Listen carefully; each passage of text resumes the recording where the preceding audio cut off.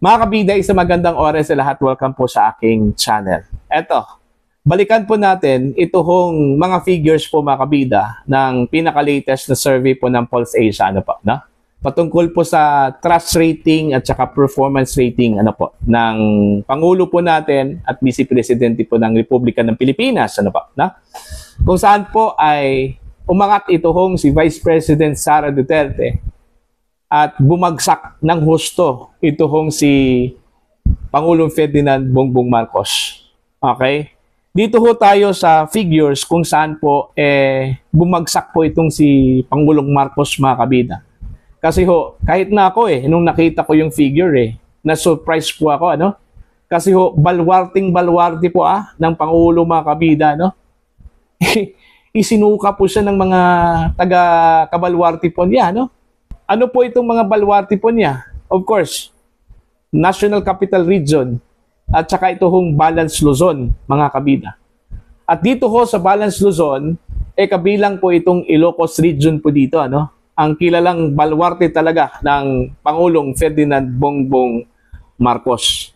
Pero nasurpresa ako nung nakita ko yung figure. Ito pala yung malaking contributor po mga kabida kung bakit po bumagsak yung trust rating at saka performance rating ng Pangulong Ferdinand Bongbong Marcos. Okay. Dito ho tayo, may reference po ako Okay, reference ko mga kabida, ito hong survey na naka-publish sa GMA News Online. Okay? Alam naman po natin mga kabida, ang nakuha po ni VP Sara po when it comes to performance at saka trust ratings. Okay? Sa performance rating po, meron pong 59% na nakuha itong si VP. While ito hong kanya hong trust rating, mas malaki po. 61% po mga kabida. Alright? Unlike dito ho sa kay Pangulong Ferdinand Bongbong Marcos, 25-25 po.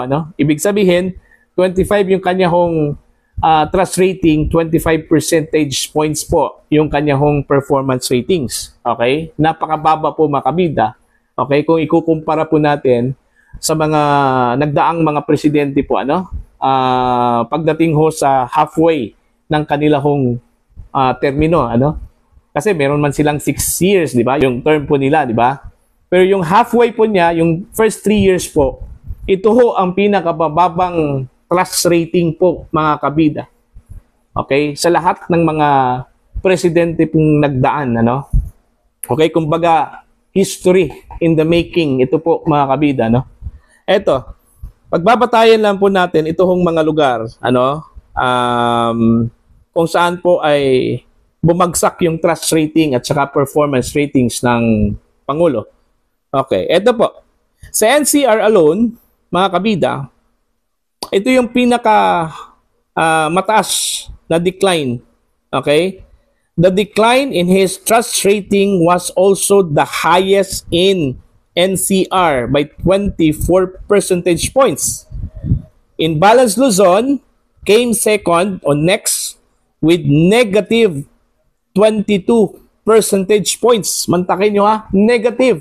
Hindi ho positive. Negative 22. Okay? Then in Mindanao, negative 13. Of course, maintindihan mo yan, Understandably.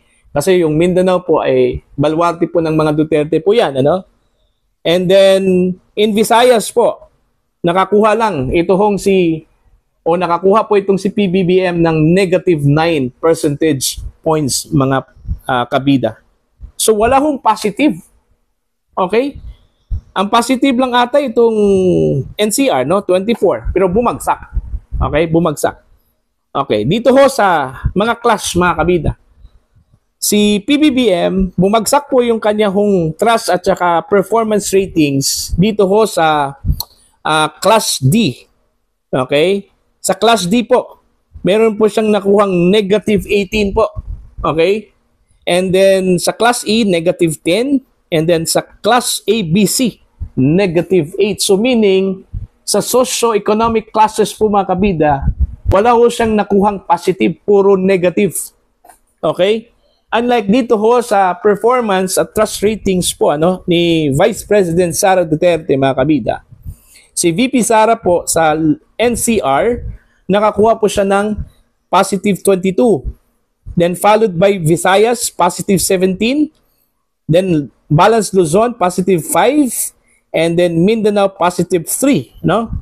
It also peaked among Class E, positive 13. Class ABC, positive 11. And Class D, positive 7.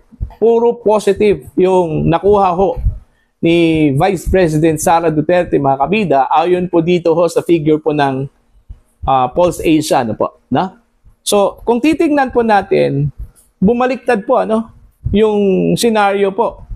Nung previous surveys po, mga kabida, Okta, Tanjiri, ito hong SWS, mas lamang po itong si PBBM, Okay?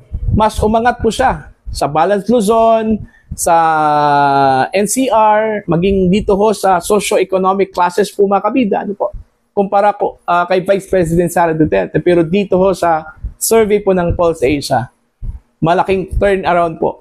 Okay? Malaking turnaround po yung nangyari po, mga kabida. Dito lang po ako na surprise, mga kabida, sa Balance Luzon. Baluarte po yun ng Pangulo po, mga kabida, Pero nakuhang ibinagsak po siya ng kanyang mga kababayan po sa Luzon. Alright? Anong ibig sabihin po dito? Nawala na po yung kanilang pagtitiwala po sa Pangulo. Okay? Yung trust po nila sa Pangulo, bigla hong nawala. At saka yung performance po ng Pangulo po, hindi ho aprobado sa kanila. Ano kayang nakita kong rason po dito? Pero base po sa mga analyst, mga kabida, nababasa ko po sa mga social media, isang factor talaga na napakalaking contribution dito ho sa pagbagsak po, mga kabida, sa trust ratings at performance po ng Pangulo. Ito hong pag-aresto po kay dating Pangulong Duterte. Kasi dami kasing question dito Kumbaga, ang perception po dito, mga kabida, parang pinipuwersa po, Okay, illegal na pag-aresto po sa dating Pangulo.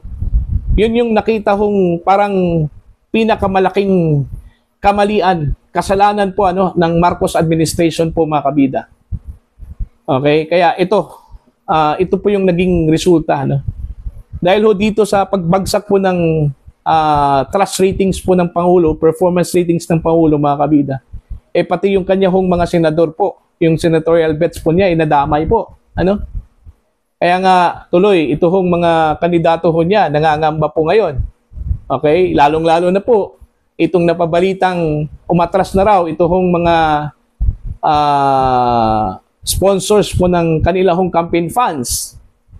Okay? Batay dun po sa isinulat po, mga kabida, ipinost po ni Mr. Rigoberto Tiglao, umatras na raw ito kung kanila pong mga sponsors na mga negosyante. Siguro, baka nasisense po ng mga negosyante na parang alanganin po, Kasi ho, yung kanilang principal, may matinding problema po when it comes to trust. Okay? So, paano po masuportahan po ito hong kanyang mga kandidato? O mismo yung principal, yung kanilang endorser po, mga kabida, may malaking problema po sa trust. Okay? Pagdating ho sa credibility dyan, pag endorso po sa kanila, wala. Zero, mga kabida.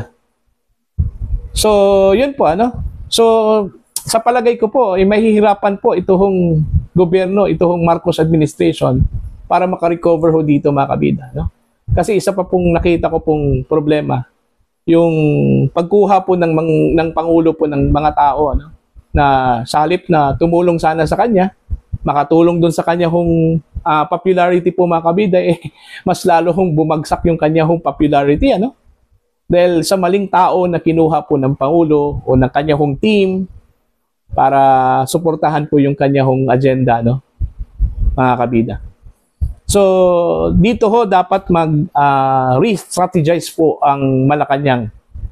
Okay? Instead na i-head on po nila yung opposition, mas maganda siguro kung pagtuunan ng pansin nila itong mga programa, proyekto. Yun lang, yun kasi yung angal po no? Reklamo po sa kanila Every time meron pong press briefing dyan po sa Malacanang, iba yung topic.